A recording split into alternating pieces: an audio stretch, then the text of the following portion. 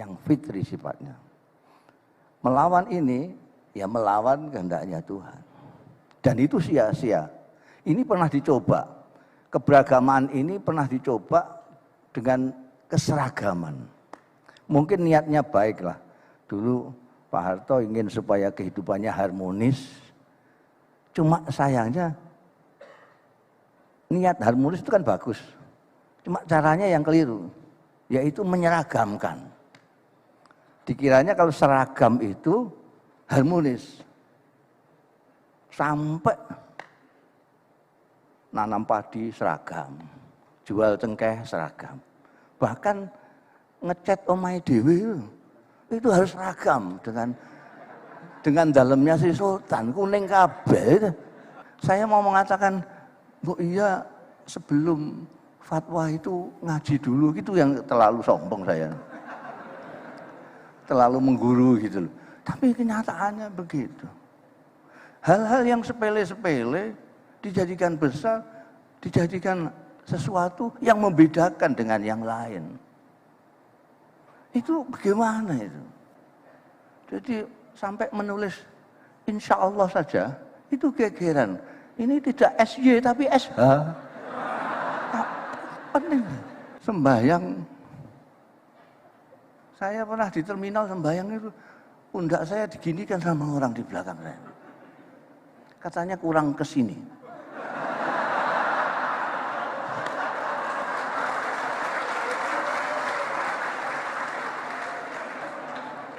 Dan saya di pidato itu.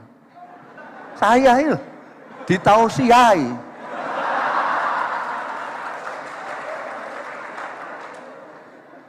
Sampean mesti ketawa. Gus Mus kok ditausiai itu kan ya ikut nemen itu. Dia bilang sama, sampean ini kurang kesini sembayangnya tadi. Itu kan sekarang itu menurut fatwanya internet. Kita ini makhluknya Gusti Allah yang paling akhir. Sudah melewati hari kiamat toh. Wong kiamat tahun 2012 katanya. Kami persilahkan. Assalamualaikum warahmatullahi wabarakatuh. Saya kira pidato kuncinya ngaso dalem tadi sudah cukup. Di dalam Al-Quranul Karim ini seni tangga ini ya,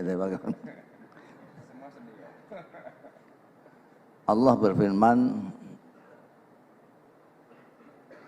walau sya'a la ja'alahum ummatan wahidah.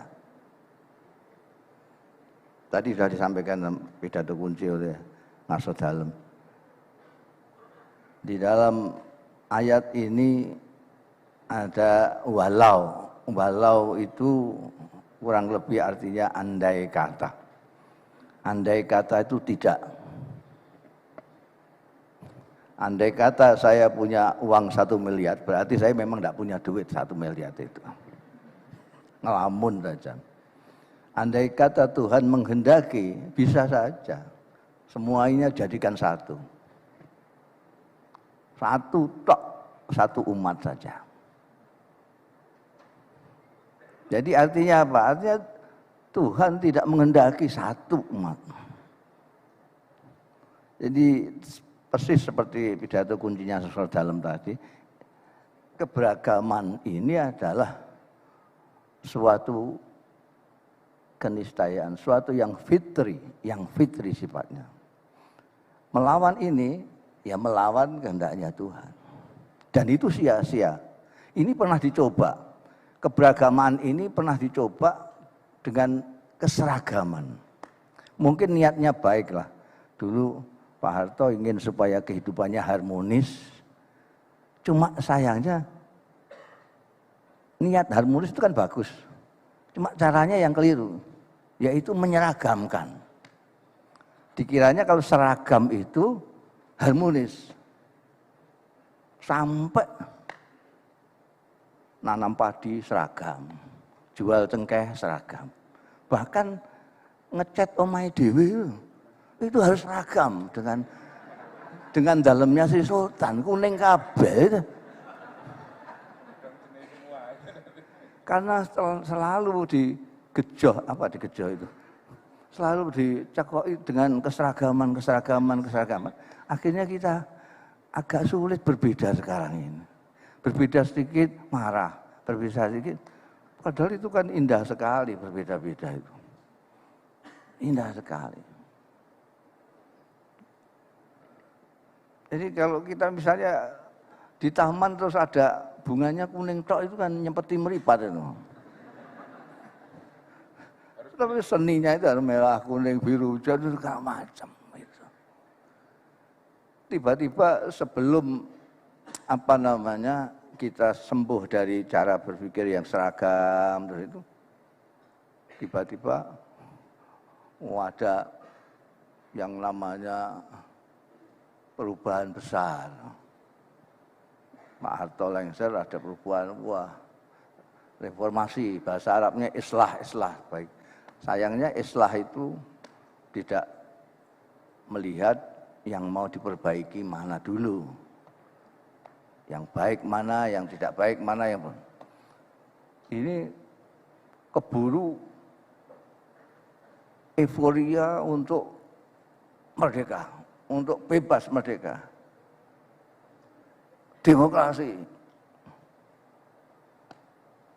Jadi akhirnya orang itu kayak burung yang semula disangkar itu dilepas. Itu malah natap-natap sana. Nabrak-nabrak. Kita belum siap demokrasi, berdemokrasi. Akhirnya terus jadi anarki.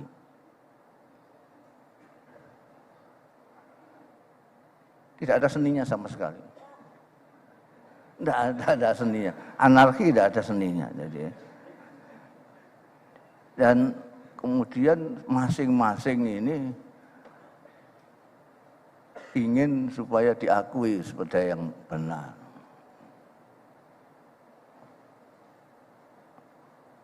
Kalau sampean mengaku benar, saya benar, dia berkelahi. Salah satu salah. Bukan salah satu kena. Ya pada benernya enggak apa-apa lah gitu. Jangan bersama. Iya. Ini sudah menjawab sampean apa lebih ini?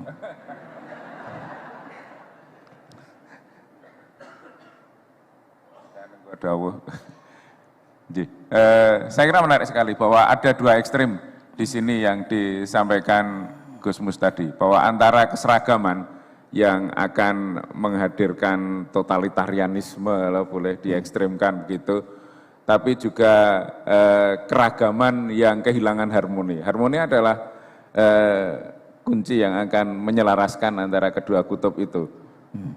Antara lukisan Gus Mus dan cat tumpah itu kan beda, itu kan. Kalau beliau menggoreskan warna-warni di atas kanvas, maka di situ ada the underlying harmony, ada keselarasan yang akan diwujudkan gitu. Dan itu dicapai dengan warnanya yang berbeda-beda. Begitu Gus. Kalau warnanya sama semua itu namanya ngecat tembok gitu. Kalau warnanya berbeda-beda tapi awur-awuran ya cat tumpah saja gitu. Ya. Masalah saya kalau ngelukis itu saya tumpahin saja kanvas dengan segala dengan cat yang berwarna-warni gitu. Tapi bagus. Bagus. Wah, namanya lukisan abstrak kata orang-orang itu. Abstrak laduni itu memang beda gitu. Kemarin saya nyoba gitu itu mah dikira kucing liwat itu. Mau utah condol kucing ya gitu. Nah, di dalam spektrum antara yang anarkis dengan yang totalitarian itu, gimana kita bisa membangun? Ya itu yang kita sedih, kita gundah itu adalah justru yang paling tahu bahwa Tuhan itu menghendaki keberagaman, itu kan orang-orang yang beragama. yang tahu bahwa kita harus menghargai keberagamaan, menghargai perbedaan. Itu seharusnya kan orang-orang yang beragama. Tapi kini adanya acara-acara yang seperti ini kan baru saja. Ini acara kebangsaan, seminar kebangsaan. Terus kemarin itu di UGM acaranya juga semisal begitulah, penggalang persatuan. Yang baca Quran selalu wa'tasimu bihablillah. Ini rupanya ada orang yang resah, dan resah itu secara umum. Ini ada keresahan yang luar biasa. Karena sekarang ini, misalnya saya kemarin baca itu, sakit sekali saya merasa itu. Ini kok ada pramuka kok jelnya kok Islam yes, kafir no. Lho iku wong mendem kok ngantek gitu itu gimana? Itu nyekoinya itu gimana? Dan ini merusak betul, merusak. Dan itu menyakitkan sekali karena itu dilakukan oleh orang yang mengaku beragama. Orang yang beragama tentu tahu kalau Tuhan itu Maha Pengasih, menciptakan agama rahmatan lil alamin. Rahmatan lil alamin itu kasih sayang kepada alam semesta. Loh, kalau dengan saudara sendiri saja tidak bisa kasih sayang, itu bagaimana dengan yang lain-lain? Jadi saya mau mengatakan, Bu, iya sebelum fatwa itu ngaji dulu, gitu yang terlalu sombong saya. Terlalu mengguru gitu loh. Tapi kenyataannya begitu. Hal-hal yang sepele-sepele dijadikan besar, dijadikan sesuatu yang membedakan dengan yang lain. Itu bagaimana itu? Jadi sampai menulis insya Allah saja, itu gegeran. Ini tidak SY tapi SH. Penting. Kalau SY Katolik soalnya. Ya, itu kok. Saya ingin ketawa ya ingin nangis itu. Cuma ini yang ngomong Ustadz dan beredar di WA itu. Orang ngaku kabeh, anakku bareng saya ingin nulisnya SY insya Allah pakai SH, insya Allah.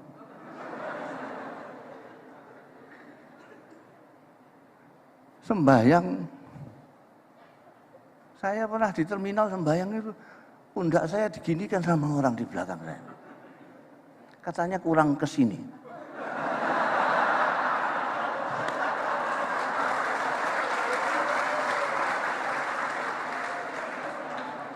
Dan saya di pidato itu.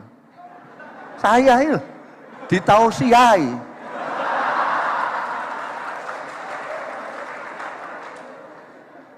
Sampai mesti ketawa. Gusmus kok ditausiai itu kan ya ikut nemen itu. Dia bilang sampai ini kurang kesini sembayangnya tadi. Itu kan sekarang itu menurut fatwanya internet itu sampai berpengaruh ke bawah. Persoalan yang remeh-temeh ini. Ada yang datang ke tempat saya minta restu, dia mau merubah pengimaman. Ya itu tadi karena dawuhnya internet tadi. Ini katanya sekarang harus ini. Karena ini sudah viral ini. Omongan remeh ini sudah viral. Di kampung mau merubah pengimaman. Mau digempur, di engsong norojok sini. Saya bilang, lah kamu kok nemen banget. Lah itu sajadahnya saja diginikan kan bisa. Loh. Itu perkara sepele-sepele gitu. Bayang pernah kaki saya dicari ini. Stop.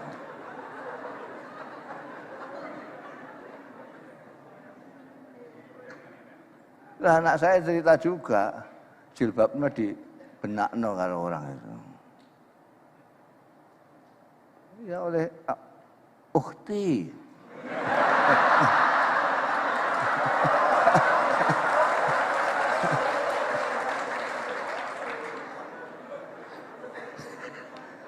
Ukhti, belajar lagi yang baik ya tentang agama ya. Padahal anak saya itu sudah ngajar di pesantren ini. Jadi bilang Kang Yu itu sudah ganti ukhti. Ini kurang syariat kalau tidak ukhti. Ini hal cilik-cilik gini ini di rumah enggak apa-apa, baguslah. Asal itu tidak dijadikan gap antara sesama saudara. Silahkan kalau mau diganti semualah, ikhwan. Yabna Ami. Yabna Ami itu. Yabna Ami itu ponakan. Yabna Ami. Ya sihri, wahai maratuaku. Ganti kabeh aku cara Arab kabeh gak apa-apa. Asal tidak memecahkan persaudaraan kita. Kalau itu terus menjadi sesuatu yang menurut mereka itu istimewa dan yang lain itu tidak istimewa, itu yang merenggangkan persaudaraan kita. Kita itu saya itu ingin ketawa. Sebetulnya Gusti Allah itu sudah pensil lah. Dapur kita itu kayak apa? Aku mau muni dapurmu kok gak enak. Saya ganti dapur kita ben halus itu. Our kitchen. Nah, kalau muni dapurmu itu kan jelek. Gusti Allah sudah ngerti dapur kita itu apa. Lung kita ini makhluknya Gusti Allah yang paling akhir. Sudah melewati hari kiamat toh. Wong kiamat tahun 2012 katanya. Nah, ini tahun 2020. Itu makhluk yang paling akhir.